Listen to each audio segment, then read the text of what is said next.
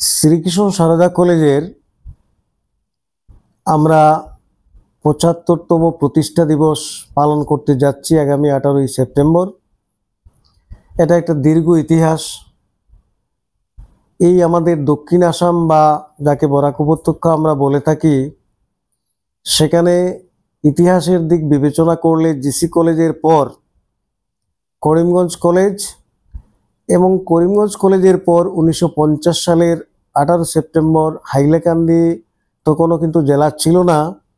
আমাদের সমস্ত বরাক উপত্যকা নিয়ে ছিল কাছাড় জেলা, তার মধ্যে হাইলাকান্দি ছিল একটা মহকুমা। তো স্বাধীনতার মাত্র 3 বছরের মধ্যে হাইলাকান্দি জেলায় উচ্চ শিক্ষা একটা প্রতিষ্ঠান তৈরি করার জন্য যেসব মহান ব্যক্তিরা সেই সময় যাদের মাথায় সেই চিন্তাধারা এসেছিল, আমি তাদের প্রতি আন্তরিকভাবে শ্রদ্ধা জ্ঞাপন করছি। তারা সেই সময় সেই কলেজটা শুরু না করলে আমরা এই কলেজে পড়তে পারতাম না, এই কলেজের যে সুফল হাইলাকান্দি সমাজ পাচ্ছে আমরা পেতাম না। তো শুরুতেই আমি তাদের প্রতি আমার শ্রদ্ধা জ্ঞাপন করছি। সেই সঙ্গে এই কলেজের প্রতিষ্ঠা লগ্নে তার ইতিহাস নিয়ে আমরা একটা পুস্তক প্রকাশ করব, আমরা সেটা সিদ্ধান্ত নিয়েছি। আমাদের এই প্লেটিনাম জুবিলি উপলক্ষে তার কাজও আরম্ভ হয়েছে ইতিমধ্যে। তো সেইখানে আমরা বিস্তারিত ইতিহাস তুলে ধরব। কিন্তু আমরা বলতে হয় আমাদেরকে, এই জেলার যারা বিশিষ্ট নাগরিক ছিলেন তারা এগিয়ে এসেছিলেন এবং ভূমিদান করেছিলেন। এই যে জায়গায় কলেজটা আছে, স্বর্গীয় প্রতাপচন্দ্র নাথ এবং আরও অনেকেই করেছিলেন। আর কলেজের বিল্ডিংটা নির্মাণ করে দিয়েছিলেন শ্রীকৃষ্ণ সারদা এবং তৎকালীন যিনি আমাদের হাইলাকান্দি জেলার এসডিও ছিলেন, আমরা শুনেছি, এই মুহূর্তে ওনার নাম আমি স্মরণে আনতে পারছি না। ওনার একটা বিরাট ভূমিকা ছিল। তার বাইরে আব্দুর রহমান চৌধুরী, সন্তোষ কুমার রায় এবং সেই সময়কার হাইলাকান্দির যারা বিশিষ্ট লোক, তারা এই কলেজ যেমন প্রতিষ্ঠা করার জন্য একদিকে লড়াই করেছেন এবং তাদের অনেকেই আবার শিক্ষক হিসেবে এখানে কাজও করেছেন অবৈতনিকভাবে। তো শিশিরকর শাস্ত্রী, উনি আমাদের এই অঞ্চলে একজন প্রবাদপ্রতিম পণ্ডিত ব্যক্তি ছিলেন, খুব জ্ঞানী ব্যক্তি ছিলেন। অনেক বিষয়ে ওনার স্নাতকোত্তর ডিগ্রি ছিল। উনি এসে হাল ধরলেন এবং সকলের সহযোগিতায় এই কলেজটা আমাদের তখন থেকেই সার্থকভাবে আজকের এই পর্যায়ে এসে উপস্থিত হয়েছে। প্রথমে শুরু হয়েছিল শুধুমাত্র কলা বিভাগের বিষয়গুলো দিয়ে, তার পরবর্তী সময়ে বিজ্ঞান শাখা এবং সবশেষে আমরা আমাদের সময়েই কলেজের বাণিজ্য শাখা হয়েছে।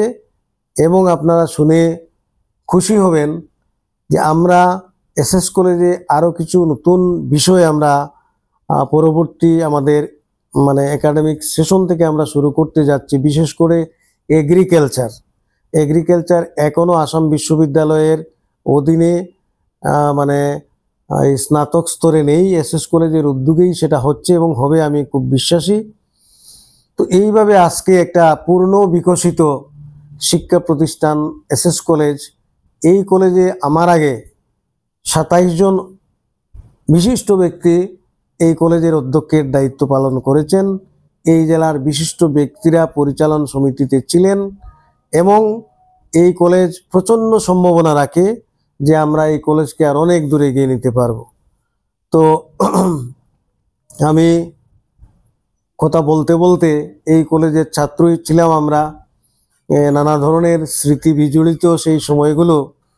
সেই সময়ে কলেজে শুধু বিজ্ঞান এবং কলা বিভাগের বিষয়গুলো ছিল এবং কলেজে আমরা যখন ছিলাম নানা ধরনের এই কলেজে ঘটনাবহুল ছিল। ক্লাসরুমের তো আমাদের পড়াশোনা হতোই, তার সঙ্গে এক্সট্রা কারিকুলার অ্যাক্টিভিটিস যেটাকে বলা হয়, সেই সময়ে প্রচণ্ডভাবে কলেজে সেগুলোর আয়োজন করা হতো। আজকের দিনে ছাত্রছাত্রীরা খুব আন্তরিক পড়াশোনা নিয়ে, কিন্তু তার বাইরে আমি আক্ষেপ করে বলছি যে এক্সট্রা অ্যাক্টিভিটিজে তাদের ইন্টারেস্ট নেই, সামাজিক দায়িত্ব পালনে, সাংস্কৃতিক কাজে তাদেরকে আমরা শুধু আমাদের কলেজে নয়, এটা সময়ের একটা ট্রেন্ড যে এখন সরকারও চাইছে যে পড়াশোনার পাশাপাশি আমরা যাতে ছাত্রছাত্রীদেরকে এইসব সামাজিক, সাংস্কৃতিক, শৈক্ষিক বিষয়ে তাদেরকে জড়িত করতে পারি। সেই ক্ষেত্রে এসএস কলেজ আমরা নানাভাবে নতুন উদ্যোগ নিচ্ছি। তো দীর্ঘ এই ইতিহাস এসএস কলেজের, আমরা সেই বিষয়গুলো নিয়ে এবং এই কলেজ থেকে যারা এসএস কলেজের এই যে বর্ণময়, বৈচিত্র্যপূর্ণ, দীর্ঘতর ইতিহাস, নানা ঘটনা আছে এই কলেজের, এবং এই কলেজ থেকে যারা পৃথিবীর বিভিন্ন জায়গায় সুনামের সঙ্গে কাজ করছেন তাদের তালিকা নিয়ে আমরা কলেজের ইতিহাস পূর্ণাঙ্গভাবে আমরা রচনা করতে যাচ্ছি। সব মিলিয়ে এই যে কমপ্লিশন অফ 75 ইয়ার্স, সেটা আমাদের কাছে খুবই গুরুত্বপূর্ণ, ঐতিহাসিক। সেই ক্ষেত্রে সমাজের সবাই আমাদেরকে সাহায্য করতে এগিয়ে এসেছেন, সকলের আমরা সমর্থন পাচ্ছি।